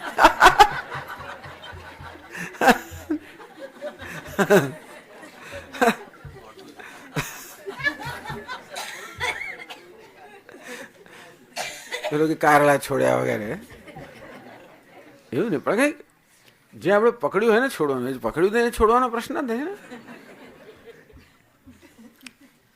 આવું કંઈક આવી રીતે આપણે સ્વેચ્છાએ સ્વીકારી લીધી તપશ્ચર્યા. આમ તો ભગવાન શરીરની, વાણીની, મનની તપસ્યાની વાત કરે છે ભગવદ્ ગીતાના 17મા અધ્યાયની અંદર. વાણી તપશ્ચર્યા, અનુદ્વેગકરમ વાક્યમ, એવું એકે વાક્ય નહીં બોલું જેથી કોઈ ઉદ્વેગ થાય. હું બોલીશ તો સત્ય જ બોલીશ. સત્ય બોલું તો પણ એવી રીતે બોલું જેથી કોઈને અપ્રિય ના લાગે. તો મીઠા શબ્દોમાં બોલીશ અને જરૂરી હશે તો જ બોલીશ. આને કહેવાય વાણી તપસ્યા. ચલો આ શિબિર દરમિયાન તો કરી શકીએ આપણે, આખી જિંદગી તો મુશ્કેલ છે, પણ શિબિર દરમિયાન કરી શકાય વાણી તપસ્યા. વાંગમયમ તપોચ્ચ, તપસ્વી, તમે તપસ્વી બની જશો. આટલું જ કરો હવે છે. અનુદ્વેગકરમ વાક્યમ, મારા વાક્યથી કોઈનો ઉદ્વેગ ના થાય. સત્યમ, જે બોલું એ સત્ય હોય. સત્ય હોય એ બોલવું એવો નિયમ નથી, પણ બોલું તે સત્ય હોય. તમે કહો ને સ્વામી એટલે હું તો સાચું કહી જ દઉં, એવું કઈ જરૂર નથી. સાચું કહેવાની જરૂર, પણ કહીએ તો સાચે સાચું જ કહીએ. પણ કેવી રીતે કહેવું? પ્રિયમ, પ્રેમથી કહેવું, દ્વેષથી નહીં. ભાવ એ છે કે સાચું કહીએ તો ઘણી વાર આપણા દ્વેષને બહાર લાવવા માટે બહુ સારું એક સ્થાન મળી જાય, આપણને કારણ મળી જાય, બહાનું મળી જાય. આપણા દ્વેષને વ્યક્ત કરવાનું બહાનું સારું મળી જાય. સાચું, હું તો સાચું જ બોલું છું, મારા સિદ્ધાંતને હું તો કદાચ છોડું જ નહીં. ભલે ના છોડશો પણ બીજાને છોડો. ટૂંકમાં આપણે આ વસ્તુને બહાનું બનાવીને બીજા પર આક્રમણ કરવું કે બીજાને લાગણી દુભાવી કે પછી આપણો હિસાબ પતાવવો ઘણી વાર, એવો હેતુથી નહીં, દ્વેષથી નહીં. સાચું બોલે એની પાછળમાં દ્વેષ ના હોય. અન્ય માટે હંમેશા બૌદ્ધ ધર્મ આ વસ્તુ કમ્પેશન, કરુણા બહુ જ મહાન અને મહત્વ આપે છે. કરુણા, બીજા માટે કરુણા. જે છે તે ખરું, આવું છે જે છે તે ખરું. આપણે એની સ્થિતિમાં હોઈએ તો આપણે કેવા હોઈએ એવા છે બસ. તો જે વ્યક્તિ જે છે એ માટે કરુણા, એનું ભલું ઈચ્છું, જે છે તે ખરું. પછી બોલવું, સાચું બોલવું હોય તો પણ પછી બોલવું, જેથી એને દુઃખ થાય કે એની લાગણી દુભાય એવું ના બોલાય. સત્યમ પ્રિયમ હિતમ ચ હિતમ, પ્રિય હિતમ. હિત એટલે હિત કરનારું હોય, ઉપયોગી હોય, આવશ્યક હોય, એ જ બોલવું. આટલો નિયમ કદાચ વ્યવહારમાં લેવો મુશ્કેલ પડે સ્વામીજી, પણ અહીં તો વાંધો નથી. અહીં તો કોઈ વ્યવહાર કરવાનો નથી, અહીં તો કોઈ ફરજ બજાવવાની નથી, અહીં કંઈ ધંધો કરવાનો નથી. એટલે આ એક બહુ સારું અવસર છે વાંગમયમ તપોચ્યતે. આ વાણીમાં તો ભૂખ્યા કદાચ ના રહેવાતું હોય, બીજું બધું ના થતું હોય તો પણ આટલું થઈ શકે. સ્વવર્ણાશ્રમ ધર્મેણ તપસા. જીવનમાં તપશ્ચર્યા હોવી જોઈએ, ઇન્દ્રિય સંયમ હોવો જોઈએ, થોડું શરીરનું શોષણ હોવું જોઈએ. ટૂંકમાં જીવન ભોગમય નહીં પરંતુ યોગમય હોવું જોઈએ. ભલે આપણે આપણી જાતને ભૂખી ના રાખીએ, ટૂંકમાં સર્વ રીતે આપણે આપણી જાતનું શોષણ કરીએ એવું પણ નથી. એમ કરવાથી જો આપણી લાગણીઓ કચડાતી હોય તો કચડવાનો એમાં હેતુ નથી. નિયંત્રણ કરવું એ કચડવું એક વસ્તુ છે, નિયંત્રણ બીજી વસ્તુ છે. લાગણીને કચડે ને નહીં, પણ લાગણીનું નિયંત્રણ કરીને ભાઈ વિવેક છે. જાણીએ છીએ કે આ લાગણીને વશ થવાથી મને જ નુકસાન થાય છે, માટે મારે આ વૃત્તિને કાબૂમાં રાખવી છે. અને આમ કરવાથી વૃત્તિને કાબુ રખાય. એટલે મનીષામાં કે બસ હવે તો હું તો રૂમની અંદર બદ્ધ થઈ ગઈ, બસ બહાર જવું જ નહીં. એટલે મનને પણ અંદાજ રાખી લીધો કે મન તું બહાર જઈશ નહીં, આટલા ને આટલામાં વિચાર. દરેકમાં આવી રીતે મર્યાદા. સ્વવર્ણાશ્રમ ધર્મેણ તપસા હરિતોષણા. હરિને પરમાત્માને પ્રસન્ન કરવા, જીવનમાં પરમાત્માને પ્રસન્ન કરવાની પણ એક ભાવના હોવી જોઈએ. પોતાનું કર્તવ્ય છે એનું પાલન કરવાની એક મૂલ્ય હોવું જોઈએ. આપણા જે આવેગો છે એનું નિયંત્રણ કરવાની અને તે રીતે આપણા મન પર કે સંકલ્પ પર કાબુ મેળવવાની આંતરિક શક્તિ છે એ જગાવવાનું પણ એક મૂલ્ય હોવું જોઈએ. અને જોડે જોડે જીવનમાં ઈશ્વરને પ્રસન્ન કરવાનું મૂલ્ય હોવું જોઈએ. અવિનયમ અપનય વિષ્ણુ દમય મનઃ સમય વિષયમૃતૃષ્ણામ ભૂતદયામ વિસ્તારે. હે ભગવાન, આ પ્રાણી માત્ર પ્રત્યેની દયાનો વિસ્તાર કરો. અને તેથી હરિતોષણાત ભગવત પ્રીતિકરાત સર્વભૂત દયા લક્ષણાત કર્મ વિશેષાત. એટલે કે પોતાના વર્ણને આશ્રમને અનુલક્ષીને જે કર્તવ્ય છે તો કરવાના જ. તો દુપરાંત તપશ્ચર્યને એક વધારાનું કર્મ એ પણ કરવાનું. તો દુપરાંત હરિતોષણાત ઈશ્વરને પસંદ કરવા માટે, ઈશ્વરને ખુશ કરવા માટે વિશેષ કર્મ કરવાનો. એટલે ઘણા લોકો એમ કહે કે સ્વામીજી અમે તો બસ હવે ગીતાનો ઉપદેશ જીવનમાં પાળીએ જ છે ને, કહ્યું છે તમારે કર્તવ્ય કામ કરો, કરીએ છીએ. કોઈ જૂઠું બોલતું નથી, કોઈ છેતરતું નથી, મારે પછી ક્લાસમાં ₹80 એવું નહીં. એટલું 3 વસ્તુ કહી. એક તો પોતાનું કર્તવ્ય કર્મ કરવું, બીજું વિશેષ કર્મ કરવો જેથી તપશ્ચર્યા હોય, અને વળી વિશેષ કર્મ હોય જેથી જીવનમાં ભગવાનને પ્રસન્ન કરવા માટે વિશેષ કર્મ કરવું. અને સેવા હોય, પૂજા હોય, પાઠ હોય, જપ હોય, સ્વાધ્યાય હોય. સ્વાધ્યાય વ્યસનમ ચૈવ વાંગમયમ તપોચ્યતે. અહીં છે ત્યારે વાણીનો સદુપયોગ કરીએ. કે ડોંગરે મહારાજ પાણી અને વાણીનો દુરુપયોગ ના કરવો જોઈએ. એ બંને અહીંયા કામ લાગે છે, બંને એ સલાહ, એ ઉપદેશ. તો વાણીનો દુરુપયોગ ન કરીએ, એનો સદુપયોગ પણ કેમ કરવો. સ્વાધ્યાય વ્યસનમ ચૈવ. બસ તો શાસ્ત્રનો અભ્યાસ કરો, તો આ જે પાઠ કરવો, વિષ્ણુ સહસ્રનો પાઠ કરો, મહિમ્ન સ્તોત્રનો પાઠ કરો, બીજા બધા જે ઈચ્છા ગમે તે, એ પ્રકારે વાણીનો સદુપયોગ થાય. વાણીનો દુરુપયોગ કરતા બંધ થઈએ. જોડે જોડે વાણીનો કે ભગવાને આપી છે વાણી, તો કેવી રીતે એને પણ આપણા કલ્યાણનું સાધન બનાવવું. શરીર આપ્યું છે એને કેમ કલ્યાણનું સાધન બનાવવું? કર્તવ્ય કર્મ દ્વારા. આ વાણી આપી છે એને કેમ કલ્યાણનું સાધન બનાવવું? ભગવાનના નામ સ્મરણ દ્વારા, પાઠ વગેરે દ્વારા. ભગવાને હૃદય આપ્યું છે એને કેમ કલ્યાણનું સાધન બનાવવું? ભગવાનને ખુશ કરવા દ્વારા. હરિતોષણાત એટલે વિશેષ કર્મ કરવા જોઈએ જેથી ભગવાન ખુશ થાય. અહીં તો કહે છે કે સર્વભૂત દયા લક્ષણાદ સ્વકર્મણા તમભ્યર્ચ્ય સિદ્ધિમ વિંદતિ માનવ. પોતાના કર્મથી ઈશ્વરની અર્ચના કરતા કરતા મનુષ્ય સિદ્ધિ પ્રાપ્ત કરે એટલે ભગવાન ખુશ થાય. ભગવાન જગતનો પિતા છે, માતા છે, પિતામહ છે, માટે આ જગત બધા ભગવાનના બાળકો છે, માટે એમની સેવા દ્વારા ભગવાનની સેવા થાય. એટલે એ રીતે આપણું કર્તવ્ય જે છે એ તો અમુક સીમિત હોય, પરિવાર પૂરતું હોય. આમ તો કર્તવ્ય જોવા જઈએ તો બહુ લાંબુ છે, પણ છતાંય કર્તવ્ય આપણું પરિવાર માટે હોય ને તો પછી આપણે એથી આપણે એની કર્તવ્યની જે સીમા જે છે એને થોડો વિસ્તૃત કરી અને ઈશ્વર ખુશ થાય એ પ્રકારના કર્મ. એટલે પૂજા પાઠ પણ ખરા, જોડે જોડે ભગવાન બધાનો અંતરાત્મા છે માટે એને ખુશ કરવો. તેથી બીજા પ્રાણીઓ પર દયા કરવી, બીજા પ્રાણીઓની મદદ કરવી, એમની સેવા કરવી, એ પ્રકારે એમાં રહેલા જે નારાયણ છે એને ખુશ કરવો. આ પ્રકારે ઈશ્વરને ખુશ કરવું એક વિશેષ કર્મ પણ હોવું જોઈએ. એટલે 3 વસ્તુ કહેવામાં આવી. જીવનમાં પોતાના વર્ણ અને આશ્રમને અનુલક્ષીને જે કર્તવ્ય હોય એ કરવું. તદુપરાંત વિશેષતયા તપશ્ચર્યા હોવી, જેથી ઇન્દ્રિય પર કે સંકલ્પ પર આપણો કાબુ આવે, આપણો આંતરિક બળ વધે, સંકલ્પ બળ વધે, અને એને કારણે જીવનમાં મુશ્કેલીઓનો સામનો કરવાનું પણ આપણને બળ મળે. માત્ર શારીરિક નહીં પરંતુ લાગણીના સ્તરે, બીજા સ્તરે પણ જે કંઈ કઠિનાઈઓ આવતી હોય એમાં આપણે એકદમ જ એને વશ ના થઈ જઈએ, એમાં મનની સ્વસ્થતા જાળવી શકીએ. એ માટે પેલું આંતરિક બળ કરવાની જરૂર છે ને તપશ્ચર્યા. તદુપરાંત પ્રાણીઓ પ્રત્યે દયા, ભગવાનની સેવા, ભગવાનની સ્તુતિ, ભગવાનના પૂજાપાઠ, ભગવાનની પ્રાર્થના, તો કે સતત ઈશ્વરનો અનુગ્રહ મેળવવા માટે જે કર્મ કરવા પડે એ કર્મમાં વિશેષ કર્મ કરવા આવું જીવન હોય.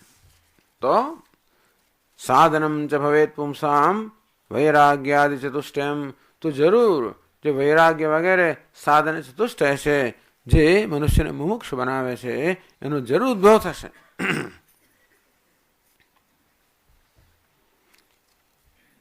અથવા કોઈ કેમ પણ કહે છે સ્વવર્ણાશ્રમ ધર્મેણ, પોતાના વર્ણને આશ્રમ અનુરૂપ ધર્મ પાળવું એ જ તપશ્ચર્યા છે.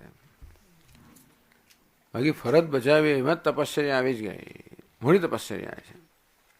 એ દ્વારા હરિ ખુશ થાય છે એમ પણ કહી શકાય. એટલે આ રીતે જે સાધન ચતુષ્ટય સંપત્તિ છે, કર્મકાંડમાં જે કહ્યું છે આ એક પંક્તિમાં બતાવ્યું.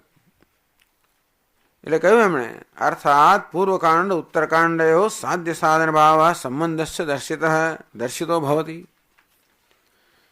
તો કર્મકાંડમાં શું કહ્યું છે? આ કહ્યું છે સ્વવર્ણાશ્રમ ધર્મેણ, પોતાના વર્ણનાશ્રમ ધર્મનું આચરણ કરવું, તપશ્ચર્યા કરવી અને ભગવાનને ખુશ કરવા, ભગવાનની આરાધના કરવી. એટલે આપણને એ કર્મકાંડની ઉપાસના પણ અંદર, ઉપાસના એટલે ઈશ્વરની માનસ આરાધના. તો ધર્મ એટલે અહીંયા આગળ શરીર થતા કર્મ કે ઇન્દ્રિયો થતા કર્મ, અને હરિતોષણાત ભગવાનને ખુશ કરવા એટલે ભગવાનનું ધ્યાન, એની આરાધના, પૂજા વગેરે.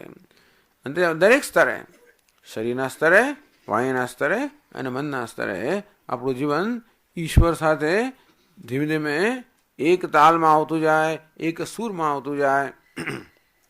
તો પછી ઈશ્વરને પ્રાપ્ત કરવા માટેના આપણે અધિકારી બનીએ.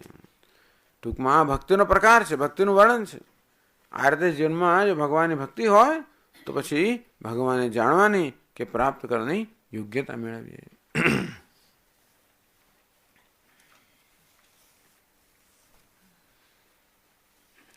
આમ તો વિવેકાદિ ચતુષ્ટયમ કહેવું જોઈએ, પણ વૈરાગ્યાદિ ચતુષ્ટયમ કહ્યું કારણ કે આ ગ્રંથકાર માને છે કે વૈરાગ્ય બહુ જ મહત્વનું છે. તેથી હવે ચતુષ્ટયમ આ 4 સાધનોની વાત કરીએ. કયા 4 સાધનો છે? વિવેક, વૈરાગ્ય, સમાધિ ષટક સંપત્તિ, મુમુક્ષુત્વમ. તો કીદૃશમ તદ વૈરાગ્યાદિ ચતુષ્ટયમ. આપ કહો છો કે વૈરાગ્ય જેના આદિમાં છે એવા 4 સાધનો સમૂહ એ આપણેનો આવિર્ભાવ કરવો જોઈએ. એ કયા 4 સાધનો છે? એથી આકાંક્ષાયામ, આ પ્રકારની આકાંક્ષા જન્મે. આ એક શૈલી છે કંઈક કહેવું જે પેલા પણ, એટલે આકાંક્ષા જન્મે. મોક્ષ સિદ્ધે, મોક્ષ કોને કહેવાય? સદ્ભિ, સત્પુરુષ કોને કહેવાય? તો કે આ પ્રકારનું જીવન જીવે ને સત્પુરુષ કહેવાય. એને કારણે શું થાય? તો કે 4 સાધન ચતુષ્ટય પ્રાપ્ત થાય. તો સાધન ચતુષ્ટય કોને કહેવાય? આમ એક એક વાક્ય બોલતા જાય એટલે પછી આગળ જાણવાની એક આકાંક્ષા વધતી જાય. આમ દરેક વાક્ય દ્વારા કોઈક આકાંક્ષા આપણી સંતુષ્ટ કરે, નવી આકાંક્ષા જન્માવે, તો જ માણસનું ધ્યાન આપણા તરફ રહે. તરત બધું કહી દઈએ તો પછી ઊંઘી જાય, પછી કંઈક બાકી છે સાંભળવાનું. જેમ જેમ કહેતા જઈએ તેમ તેમ પછી એને સંતોષ થવો જોઈએ, નહીં તો કે આમાં તો કંઈ રસ નથી પડતો, એવું નહીં. જેમ કહેતા એમ સંતોષ થતો જાય, આકાંક્ષા સંતોષાતી જાય, નવી આકાંક્ષા જન્મતી જાય. બીજું વાક્ય વળી પહેલાની આકાંક્ષા પૂરી કરે, નવી આકાંક્ષા જન્માવે. એટલે વૈરાગ્યાદિ ચતુષ્ટયમ, વૈરાગ્યથી માંડીને આ ચાર સાધનો, એ કયા ચાર સાધનો? એવું જે આકાંક્ષા જન્મે એનો ઉત્તર ગ્રંથકાર પોતે જ આપે છે. હવે પછીના 6 શ્લોકોમાં સમજાવે છે. તો પહેલા વૈરાગ્યાદિ, વૈરાગ્યથી પ્રારંભ કરે એટલે વૈરાગ્યનું લક્ષણ હવે 4થા શ્લોકમાં કહે છે. બ્રહ્માદિ સ્થાવરાંતેષુ વૈરાગ્યમ વિષયેષ્વનો યથૈવ કાકવિષ્ઠાયામ વૈરાગ્યમ તદ્ધિ નિર્મલમ.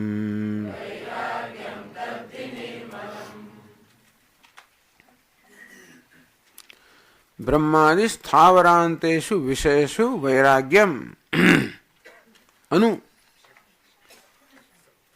તો બ્રહ્માદિ, બ્રહ્માજીથી માંડીને, બ્રહ્મા એટલે બ્રહ્મલોકથી માંડીને, સ્થાવરાંતેષુ, સ્થાવર અર્થાત આ લોકની અંદર પૃથ્વીલોક પર જે સ્થાવર અર્થાત ઘાસ ફૂસ વગેરે વિષયો છે, ટૂંકમાં સર્વોત્કૃષ્ટ બ્રહ્મલોકમાં પ્રાપ્ત થતા સર્વોત્કૃષ્ટ વિષયો.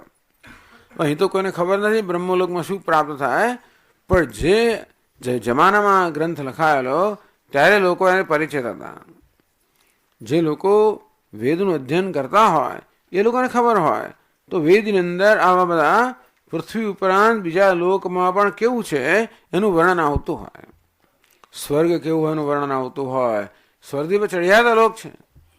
આપણો તો ભૂહુ, ભુવઃ, સુવઃ, મહઃ, જનઃ, તપઃ, સત્યમ એવા બધા 7 લોક છે.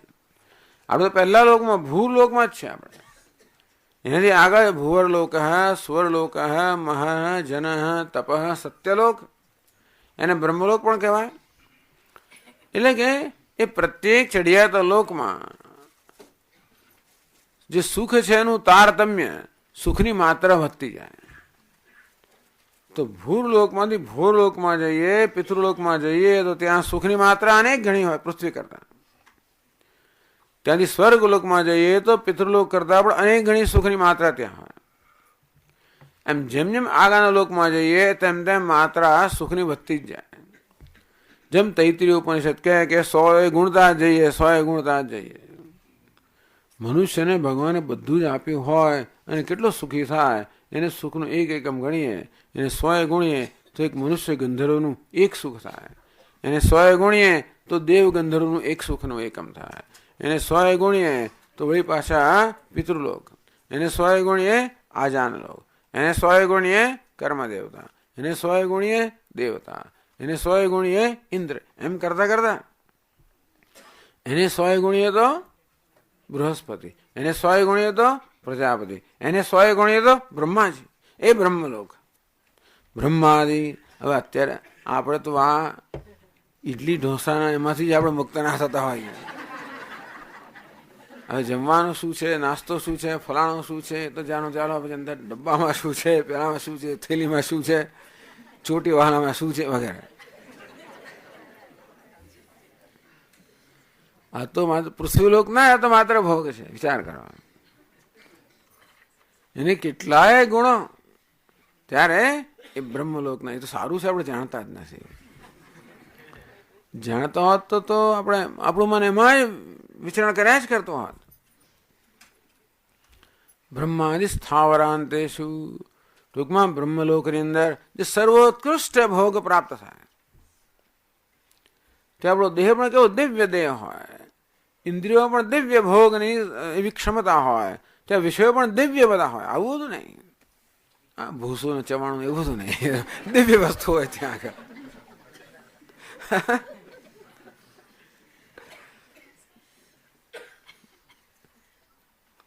તે તમ ભુક્ત્વા સ્વર્ગલોકમ વિશાલમ. હવે વિશાળ સ્વર્ગલોકને દિવ્ય ભોગાન, એ સ્વર્ગલોકમાં દિવ્ય એટલે દેવતાઓને યોગ્ય જેવા ભોગ હોય એવા પ્રાપ્ત થાય.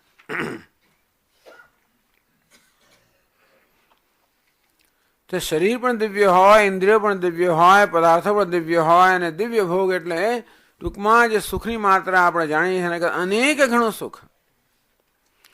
એટલે આ બધી શક્યતાઓ જગતમાં જીવનમાં છે.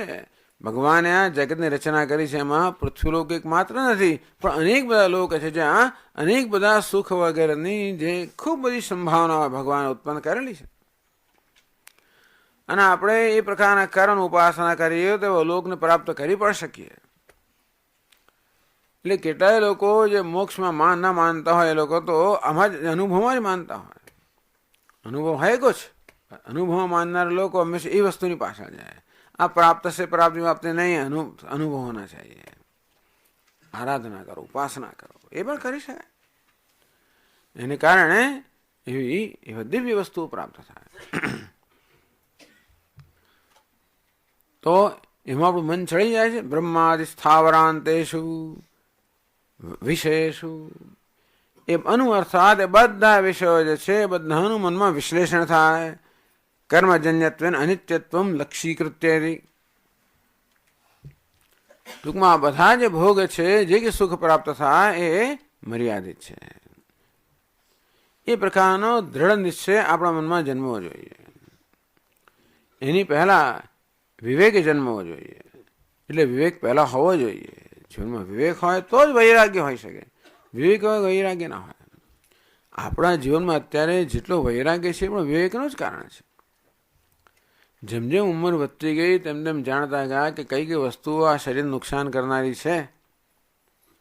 એટલે આપણે તો કે નહીં, આ નહીં.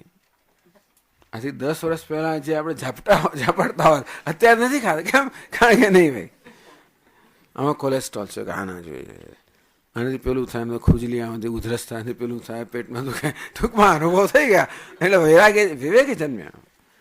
કઈ વસ્તુ નુકસાન કરનારી છે, કઈ વસ્તુ ફાયદો કરનારી છે. એટલા માટે ના ભાવતો હોય ભાજી ખાઈએ, પેલું ખાઈએ, ચાલો. વિવેક જન્મ્યા. કઈ વસ્તુ ફાયદો કરનારી છે, કઈ વસ્તુ નુકસાન કરનારી. એ વિવેક નહોતો ત્યારે જે આવે એ બધું કરતા હતા ને. નાના બાળકને જે હોય એ ખાય. પછી ભલે પેટમાં દુખે ને ખબર ના પડે કે આમ કરવાથી પેલું થયું એટલે ખાધા કરે. ખબર પડે પછી અડકે નહીં. એને ખબર પડે કે આમ ધજાય છે પછી દૂર રહે. એ ન જન્મ્યો ત્યાંથી એની તરફ ગયા કરે. અને તે વિવેક જન્મ્યો નથી. બાળકમાં કોઈ વિવેક નથી હોતો. શું ખાઓ, શું ના ખાઓ, શું પીવું, કશો વિવેક ના હોય. ટૂંકમાં કઈ વસ્તુ પોતાને હિત કરનારી છે, કઈ વસ્તુ પોતાને નુકસાન કરનારી છે, એની કોઈ સમજ એને હોતી નથી. એટલે આ ઠંડીમાં બધા કપડાં કાઢી નાખે, એવું કરે, નથી પહેરવા, એવું જીદ કરે. એને ખબર એમ કરવાથી શું થશે. એને એમાં મગજમાં એવું આવે તો એવું કરે. ટૂંકમાં બાળક કેવું છે, મનમાં જે પ્રકારનો આવે એ પ્રકારે વર્તન કરે. કારણ કે ક્ષમા પોતાનું હિત છે અને ક્ષમા હિત નથી એ નથી ખબર ને. વિવેક નથી. જેમ મોટા થયા છે તેમ તેમ વિવેક અનુભવથી જન્મતો જાય. કઈ વસ્તુ હિત કરનાર છે, કઈ વસ્તુ હિત કરનાર નથી, શું મને ગમે છે, શું નથી ગમતું. એટલે કાર્યકાળનો સંબંધ એ જે સાધી શકતો નથી. એને બાળકને પણ દુઃખ પીડા તો ના જ ગમે, પણ આમ કરતી પીડા જન્મે છે એ કાર્યકાળનો એને વિવેક નથી ને. એનો વિવેક કહેવાય. કયું કાર્ય કરવાથી શું એનું પરિણામ આવે, શું કરવાથી શું પરિણામ, એવું વિવેક જયારે હોય તો જ પછી કરતી વખતે આપણે ધ્યાન રાખીએ, તો ના રાખીએ. મધુસૂદન સરોજી કે અત્યારે આ કકળાટ કર્યા જ કરે છે. હે ભગવાન, આ શું દુઃખ આપ્યું. એટલે પણ કામ કર્મ કરતી વખતે વિચાર કર્યો નહોતો. તે વખતે વિચાર કર્યો હોત કે આ કર્મ કરવાને કારણે આ પ્રકારનું દુઃખ મળે તો ના કર્યું હોત. તોય કરતા હોય ઘણી વાર. ઘણી વાર એટલી વાસનાઓ એટલી પ્રબળ હોય છે કે જાણવા છતાંય કરતા હોય છે. પણ વિવેક એટલે કાર્ય અને કારણનો વિવેક. શું કરવાથી શું પરિણામ આવે એ પ્રકારનો એક સાદો વિવેક છે. એથી મૂળભૂત વિવેક તો એ છે કે મારા જીવનનું ધ્યેય શું છે. એ મૂળભૂત વિવેક છે. જીવનનું શું ધ્યેય છે, જીવન શું ઈચ્છું છું, શું ઈચ્છનીય છે, શું અનિચ્છનીય છે. એટલે કે મોક્ષ જીવનનું ધ્યેય છે એવો વિવેક જન્મ છે. શું ધ્યેય છે એમ કરે નહીં, પણ મોક્ષ જીવનનું ધ્યેય છે. વ્યવસાયાત્મિકા બુદ્ધિ એક હે કુરુનંદન. જીવનમાં એક વ્યવસાય થઈ જવો જોઈએ, નિશ્ચય થઈ જવો જોઈએ, જીવનમાં શું મારે સિદ્ધ કરવાનું છે એ વસ્તુ પર વિચાર કર્યા, એને સ્પષ્ટ કર્યા વગર ઘણું બધું કરીએ તો પણ એમાં આપણે સફળતા મળતી નથી. આપણે ઘરેથી નીકળ્યા હોઈએ અને પછી ક્યાં જવું છે એની મનમાં જો એની સ્પષ્ટતા ના હોય તો કયો માર્ગ લેવો એ નક્કી કરી ના શકીએ. આપણે કયો રસ્તો લેવાનો, પછી સારો દેખાય રસ્તો લઈએ, પછી ક્યાં પહોંચવાનું છે એનો વિવેક ના હોય, અર્થાત એની સ્પષ્ટતા ના હોય, તો જ્યારે જ્યારે ચાર રસ્તા આવે ત્યારે પછી કયો રસ્તો પસંદ કરીશું, જે સારું લાગે પસંદ કરો. આ ખરબચ રસ્તો છોડો, આ એકદમ આમ સપાટ ને લીસો રસ્તો છે, સરસ વૃક્ષો છે, ચાલો એ પસંદ કરીએ. પણ ક્યાં પહોંચાડે છે ખબર નથી, એ નરકમાં પહોંચાડતો હોય, પેલો ભલે ખરબચ સ્વર્ગમાં પહોંચાડતો હોય, એ ખબર ના હોય એને પછી પસંદ કરી તો. અને એની શું ધ્યેય છે એનો પહેલા જીવનો વિવેક હોય. વ્યવસાય ભગવાન કહે છે વ્યવસાયાત્મકા બુદ્ધિ એક હે કુરુનંદન. જીવનમાં વ્યવસાય હોવો જોઈએ, જીવનમાં સ્પષ્ટ મારે શું જોઈએ છે, અને એને માટે જેટલો સમય આપણે ગાળવો જોઈએ એનું ધ્યાન કરવું જોઈએ. ધ્યાન કરો, આ પ્રકારે ધ્યાન કરો કે હું શું ઈચ્છું છું. ધ્યાનનો અર્થ એ છે કે આપણે બીજી બધી પ્રવૃત્તિમાંથી મનને મુક્ત કરીને થોડોક સમય આપણી સાથે ગાળી શકીએ. સરળ ધ્યાન. જીવનમાં દિવસમાં આપણે એવો 10, 15, 20 મિનિટ પણ આપણે જરા ફાળવીએ જુદી. જે વખતે આપણે વિચારી શકીએ કે ભાઈ શેને માટે આ બધું કરું છું, આ બધું કરવાની પાછળનું પ્રયોજન શું, છેવટે આ બધું કરવા દ્વારા શું ઈચ્છું છું, અત્યાર સુધી જે બધું કર્યું એમાંથી મને શું મળ્યું, અને હવે જે બધી કરવાની સંભાવના એમાં શું મળશે. હું જે ઈચ્છું છું બધું મને મળે તો પણ એનાથી મને સંતોષ થવાનો છે. અત્યાર સુધી આટલી ઈચ્છાઓ પૂરી થઈ, જે મળ્યું એને સંતોષ થયો, અને આ જે બધી અને હવે જે કંઈ શક્ય છે એ બધું કરવું તો મને સંતોષ થવાનો છે. કઈ વસ્તુ મને સંતોષ આપે છે, આપણે જ્યારે અનુભવ જોઈએ કઈ વસ્તુ મને સંતોષ આપે, કઈ વસ્તુ મને આનંદ આપે છે. આમ જે જીવન આપણે પસાર કરી ચૂક્યા છે એના વિશેનું કંઈક વિશ્લેષણ થાય, એમાંથી કંઈક શીખીએ આપણે. એ દ્વારા પછી ભવિષ્યમાં શું કરવું ના કરવું એ વિશે પણ શીખીએ. આ પ્રકારનો વિવેક તો આપણે એમાં જીવનના ધ્યેય વિશેનો વિવેક આ પહેલી વસ્તુ છે. તો જ પછી આપણને વૈરાગ્ય જન્મે. ચાલો આપણે આગળ ચર્ચા ચાલુ રાખશું. પછી મર્યાદા હોવી જોઈએ ને દરેકમાં. ઓમ પૂર્ણમદ પૂર્ણમિદં પૂર્ણાત પૂર્ણમુદચ્યતે પૂર્ણસ્ય પૂર્ણમાદાય પૂર્ણમેવાવશિષ્યતે. ઓમ શાંતિ શાંતિ શાંતિ. શંકરં શંકરાચાર્યં કેશવં બાદરાયણં સૂત્રભાષ્યકૃતૌ વંદે ભગવन्तૌ પુનઃ પુનઃ. મૂર્તિભેદવિભાગિને વ્યોમવદ્વ્યાપ્તદેહાય દક્ષિણામૂર્તયે નમઃ. ઓમ શાંતિ શાંતિ શાંતિ. હરિ ઓમ. શ્રી ગુરુભ્યો નમઃ. હરિ ઓમ.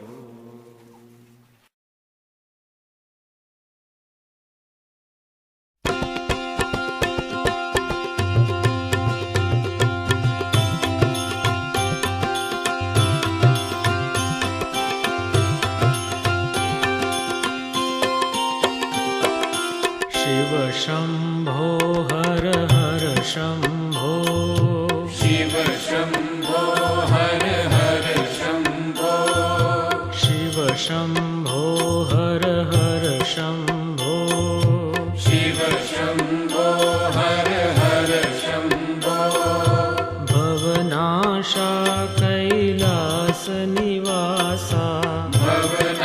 कैलासनिवासा भवनाशा कैलासनिवासा भवनाशा कैलासनिवासा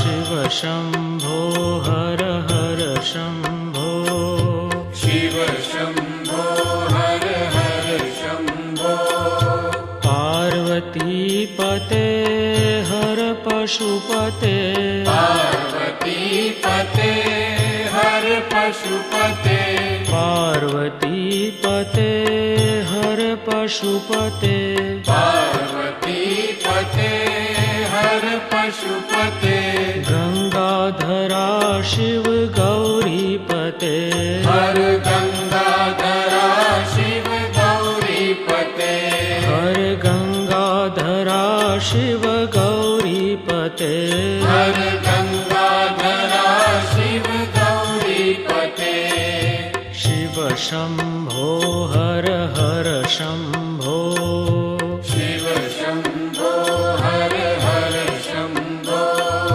भवनाशा कैलासनिवासा भवनाशा कैलासनिवासा भवनाशा कैलासनिवासा भवनाशा कैलासनिवासा शिव शम्भो हर हर शम्भो शिव शम्भो हर हर शम्भो पार्वतीपते हर पशुपते पार्वतीपते हर पशुपते गंगाधरा शिव गौरीपते हर गंगाधरा शिव गौरीपते हर गंगाधरा शिव गौरीपते हर गंगाधरा शिव गौरीपते शिव शम्भो हर हर शम्भो शिव शम्भो हर हर शम्भो शिव शम्भो हर हर शम्भो शिव शम्भो हर हर शम्भो भवनाशा कैलासनिवासा भवनाशा कैलासनिवासा भवनाशा कैलासनिवासा भवनाशा कैलासनिवासा शिव शम्भो हर हर शम्भो शिव शम्भो हर हर शम्भो पार्वतीपते हर पशुपते पार्वतीपते हर पशुपते गंगाधरा शिव गौरीपते हर गंगाधरा शिव गौरीपते हर गंगाधरा शिव गौरीपते हर गंगाधरा शिव गौरीपते शिव शम्भो हर हर